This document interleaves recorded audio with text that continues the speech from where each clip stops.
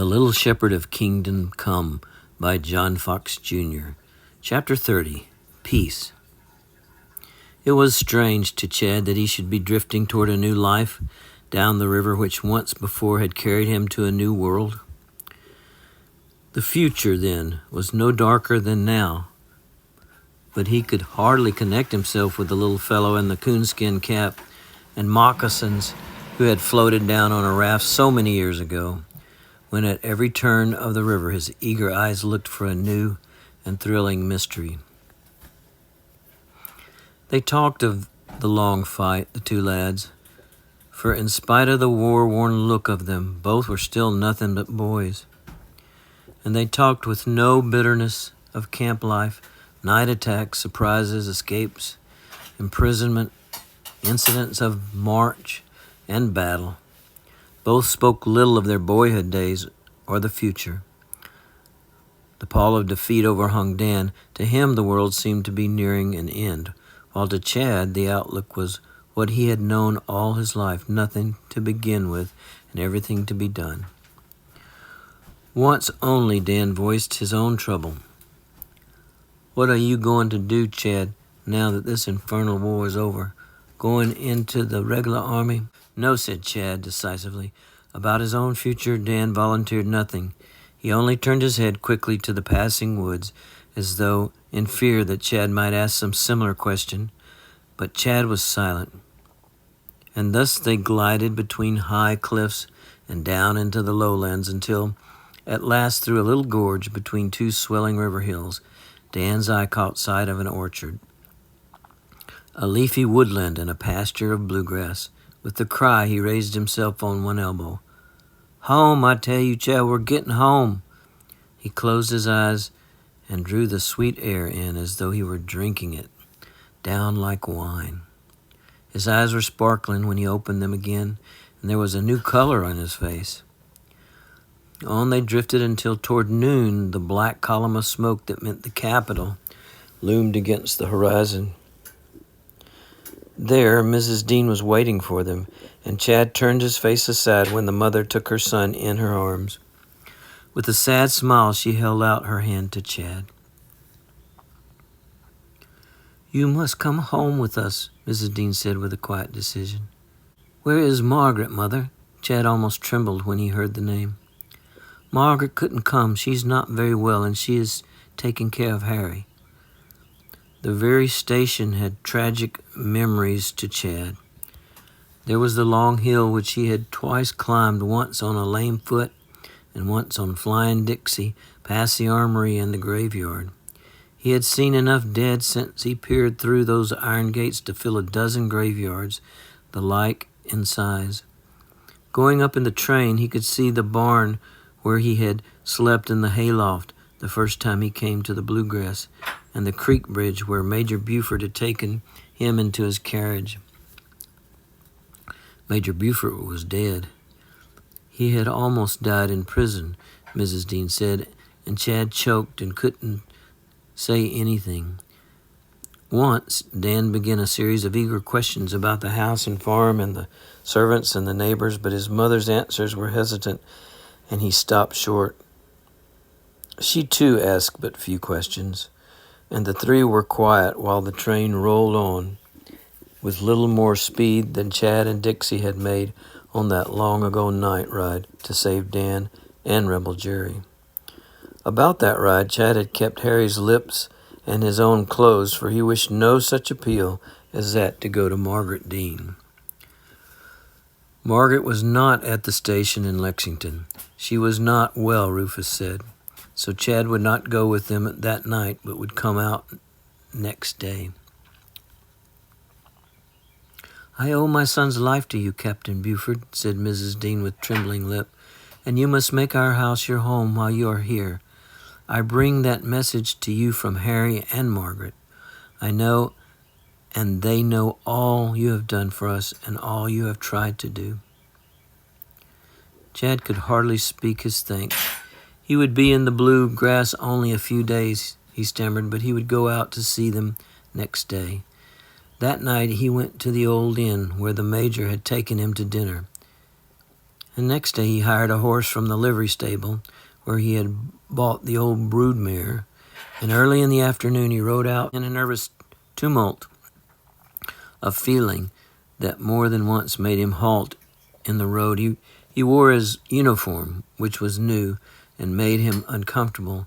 It looked too much like waving a victorious flag in the face of a beaten enemy, but it was the only stitch of clothes he had, and that he might not explain.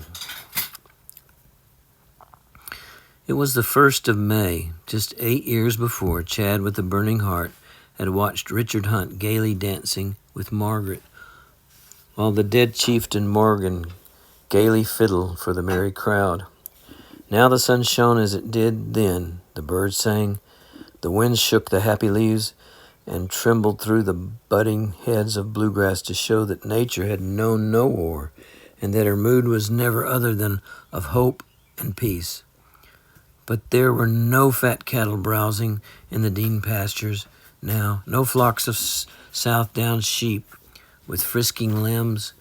The worm fences had lost their riders and were broken down here and there. The gate sagged on its hinges. The fences around the yard and the garden and orchard had known no whitewash for years.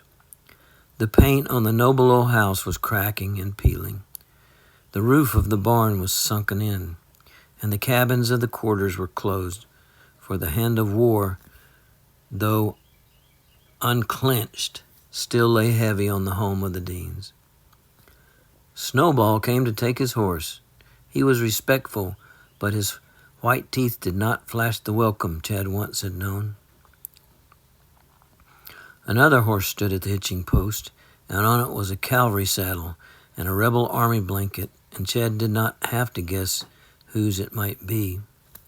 From the porch, Den shouted and came down to meet him, and Harry hurried to the door, followed by Mrs. Dean.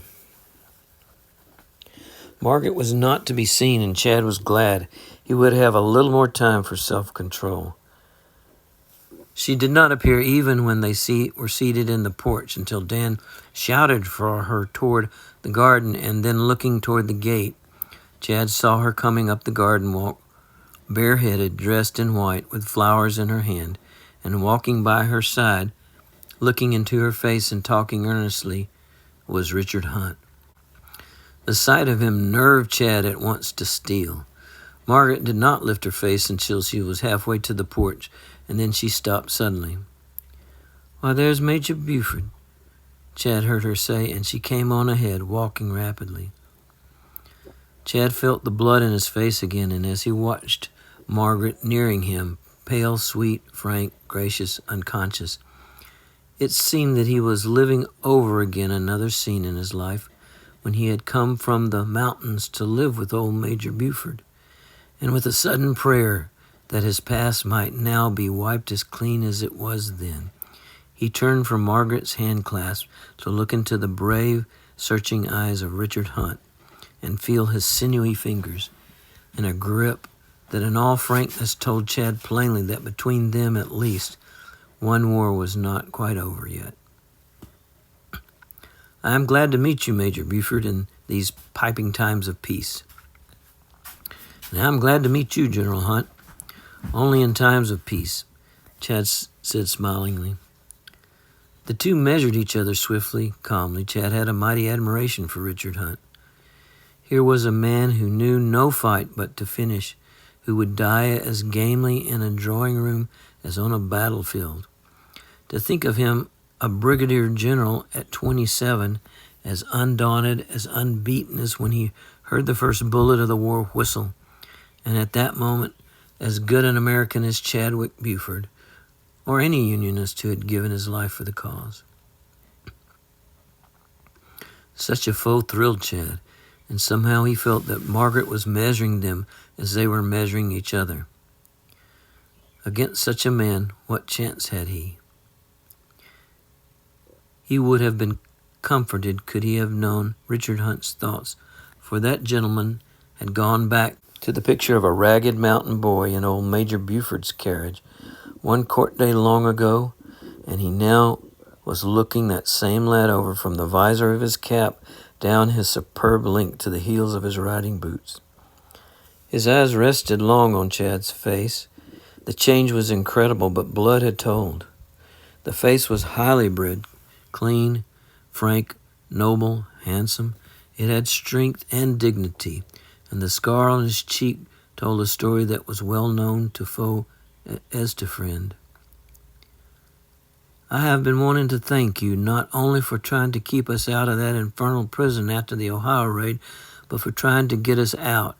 Harry here told me that was generous. That was nothing, said Chad.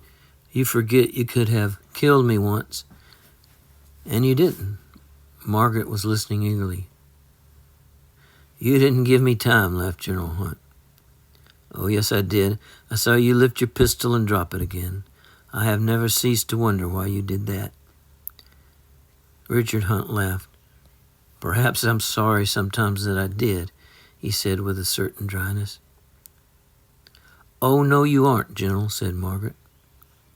Thus they chatted and laughed and joked together above the somber tide of feeling that showed in the face of each, if it reached not his tongue, for when the war was over, the hatchet in Kentucky was buried at once and buried deep.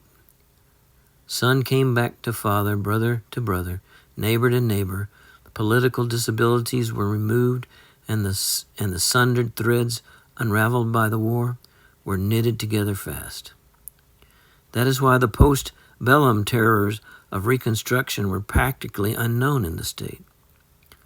The Negroes scattered, to be sure, not from disloyalty so much as from a feverish desire to learn whether they could really come and go as they pleased.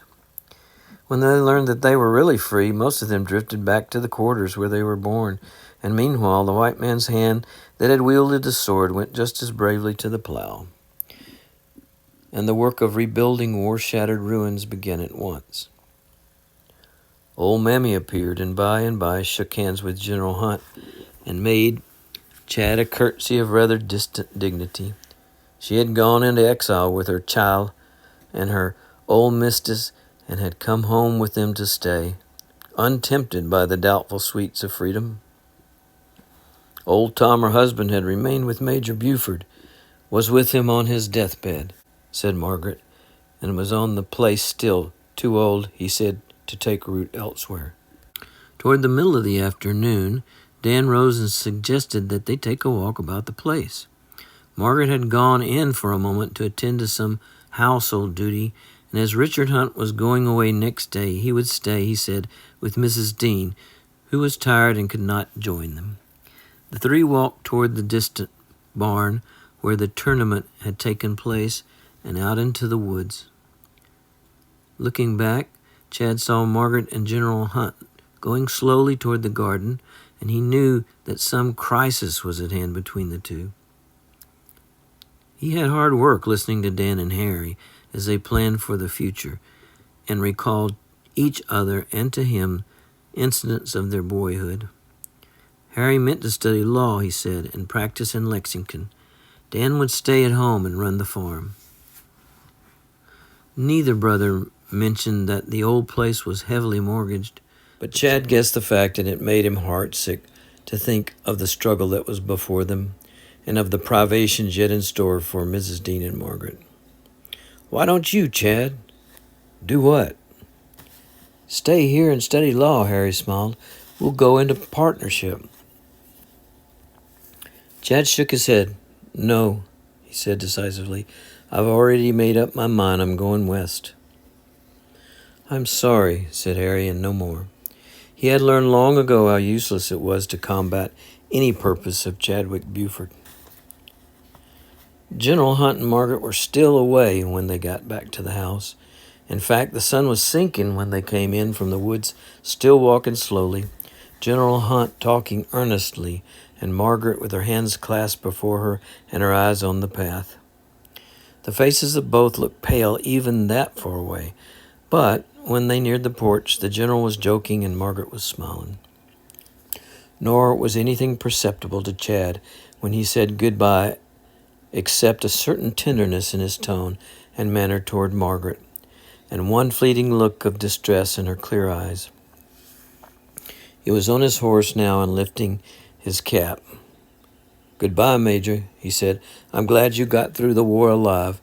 Perhaps I'll tell you someday why I didn't shoot you that morning." And then he rode away, a gallant knightly figure across the pasture. At the gate, he waved his cap, and at a gallop was gone. After supper, a heaven-born chance led Mrs. Dean to stroll out into the lovely night. Margaret rose to go too, and Chad followed. The same chance, perhaps, led old Mammy to come out on the porch and call Mrs. Dean back. Chad and Margaret walked on toward the stiles, where still hung Margaret's weather-beaten stars and bars. The girl smiled and touched the flag. "That was very nice of you to salute me that morning." Let me try that again. "That was very nice of you to salute me that morning. I never felt so bitter against Yankees after that day. I'll take it down now." And she detached it and rolled it tenderly about the slender staff. "That was not my doing," said Chad, "though if I had been Grant and there with the whole Union Army, I would have had it salute you. I was under orders, but I went back for help. May I carry it for you?" "Yes," said Margaret, handing it to him.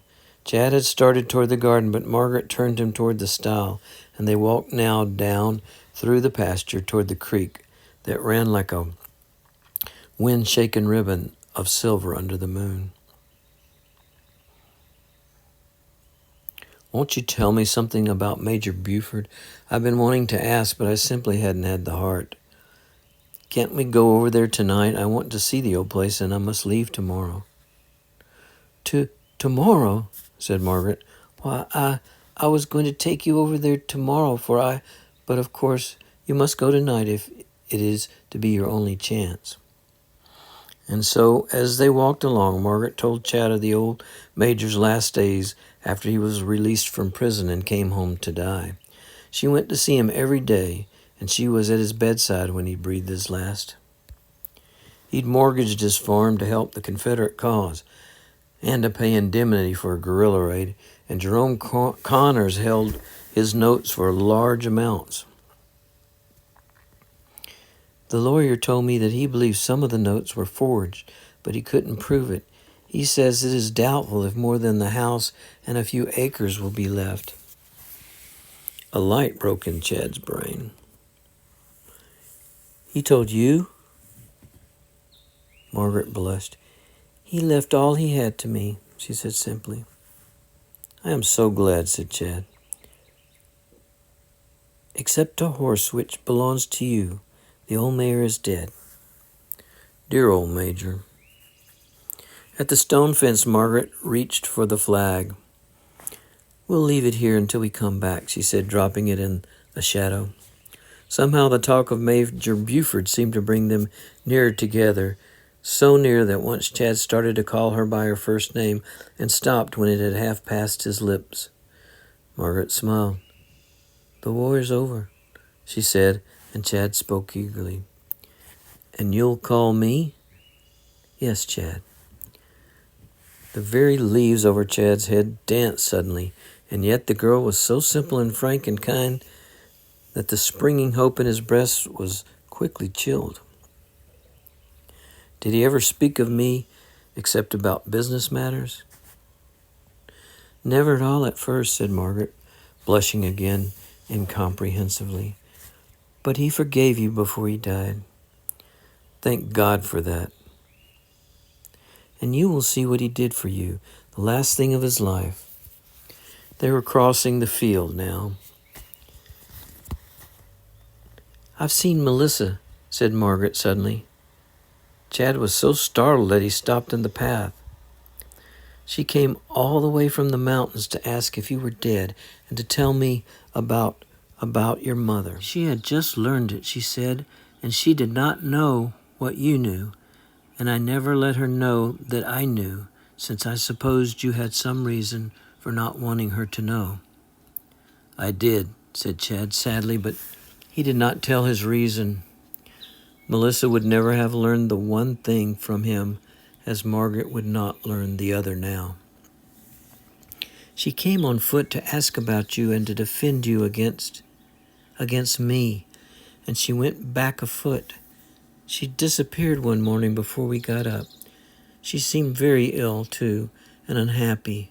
She was coughing all the time, and I wakened one night and heard her sobbing. But she was so subtle and fierce that I was almost afraid of her. Next morning she was gone. I would have taken her part of the way back home myself, poor thing. Chad was walking with his head bent. I'm going down to see her before I go west. You're going west to live? Yes. They had reached the yard gate now, which creaked on rusty hinges, when Chad pulled it open. The yard was running wild with plantains. The gravel walk was overgrown. The house was closed, shuttered and dark, and the spirit of desolation hung over the place, but the ruin looked gentle in the moonlight. Chad's throat hurt and his eyes filled. I want to show you now the last thing he did, said Margaret. Her eyes lighted with tenderness, and she led him wandering down through the tangled garden to the old family graveyard. Climb over and look, Chad, she said, leaning over the wall. There was the grave of the Major's father, which he knew so well. Next to that, to the left, was a new mound under which rested the Major himself. To the right was a stone marked Chadwick Buford, born in Virginia 1750, died in Kentucky, and then another stone marked simply Mary Buford. He had both brought from the mountain, said Margaret softly, and the last time he was out of the house was when he learned... Try that again.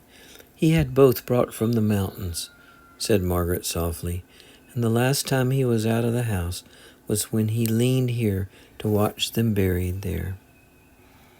He said there would always be a place next your mother for you. Tell that boy, he said. Chad put his arms around the tombstone and then sank on one knee by his mother's grave. It was strewn with withered violets. You did that, Margaret? Margaret nodded through her tears. The wonder of it. They stood very still, looking for a long time into each other's eyes.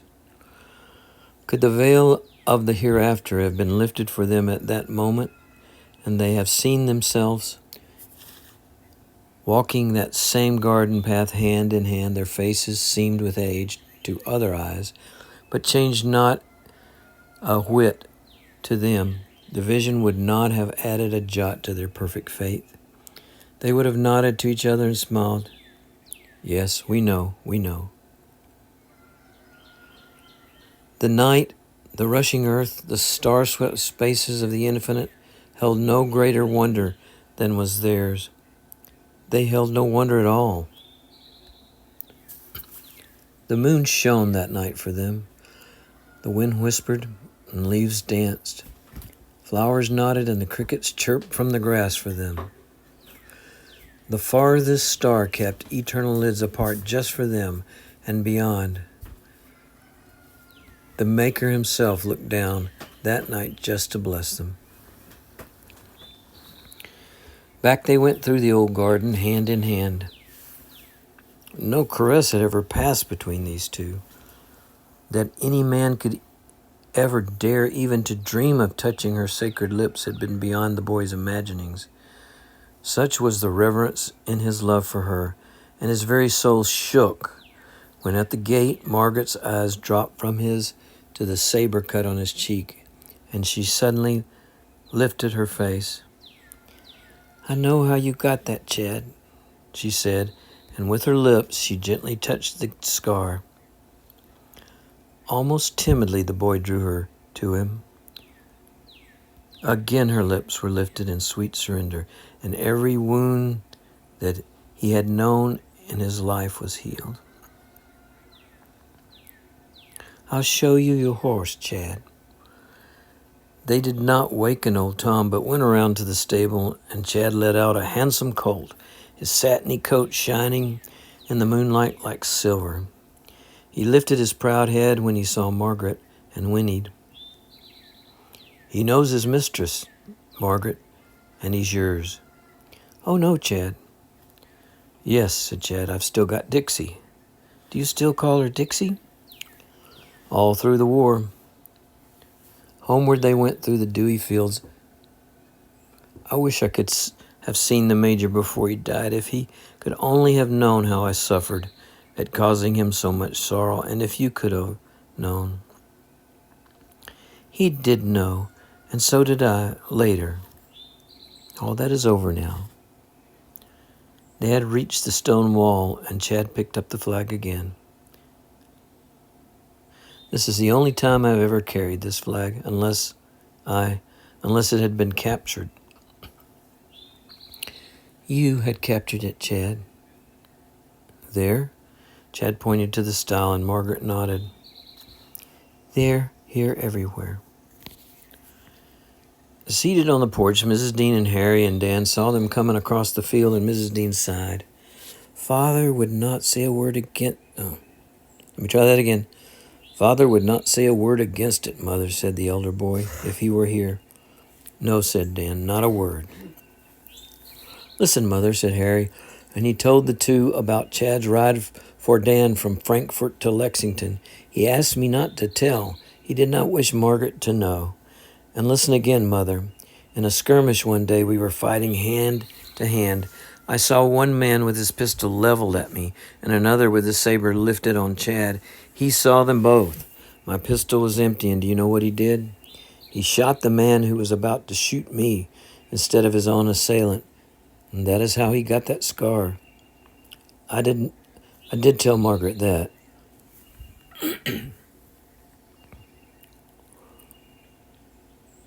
"Yes, you must go down in the mountain first," Margaret was saying, "and see if there's anything you can do for the people who are so good to you. And see Melissa. I am worried about her." "And then I must come back to you?" "Yes, you must come back to see me once more, if you can. And then someday you will come again and buy back the Major's farm." She stopped, blushing. "I think that was his wish, Chad, that you and I... But I would never let him say it." "And if that should take too long?" "Then I will come to you, Chad," said Margaret. Old Mammy came out on the porch as they were climbing the stile. "Oh, miss," she said indignantly, "my Tom say he can't get no one to come out here to work, and if that cornfield ain't plowed mighty soon, it's gwine to burn up."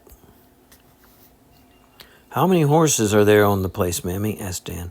"Hosses," sniffed the old woman. "They ain't nary a hoss, nothing but two old broke-down mules." "Well, I'll take one and start plowing myself," said Harry. "And I'll take the other," said Dan. Mammy groaned. And still the wonder of that night to Chad and Margaret. "It was General Hunt who taught me to understand and forgive. Do you know what he said? That every man on both sides was right who did his duty." "God bless him," said Chad. End of chapter 30.